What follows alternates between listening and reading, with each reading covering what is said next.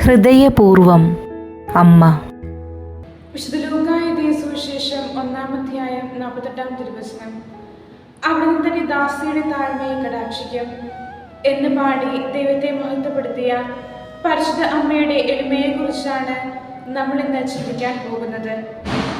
ആശുപവാർത്തയുമായി നമ്മുടെ അടുത്തേക്ക് ഗബ്രിയേൽ ദൂതൻ വരികയാണെങ്കിലോ ഒട്ടും സമയം കളയാതെ അദ്ദേഹത്തിൻ്റെ കൂടെ നിന്ന് ഒരു സെൽഫിയും എടുത്ത് അപ്പോൾ തന്നെ വാട്സപ്പിലും ഫേസ്ബുക്കിലുമൊക്കെ നാം വൈറലായേനെ.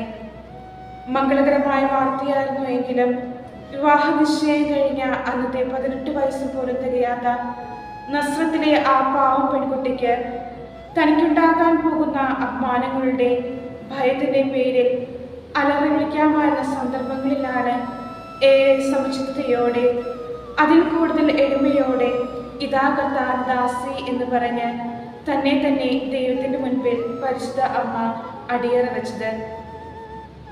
ആ രഹസ്യം അവൾ ഹൃദയത്തിൽ സംഗ്രഹിച്ചു. മൂന്നാമതൊരാൾ അതേപറ്റി അറിഞ്ഞില്ല.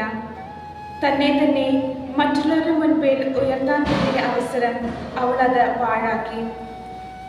പേരിലും പ്രശസ്തിയിലും ലഭിക്കാവുന്ന അഹത്തിൻ്റെ ഇടങ്ങളിൽ നിന്ന് എന്നെ തന്നെ ഒന്ന് പുറത്തേക്ക് കൊണ്ടുവരിക എന്ന ധീരത പ്രദർശിപ്പിക്കാൻ എത്രമാത്രം എളിമയുള്ളവർക്കാണ് സാധിക്കുക.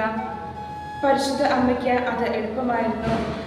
അമ്മയുടെ ഈ എളിമയെ നമുക്കും സ്വന്തമാക്കാം. സുഹൃതശബം.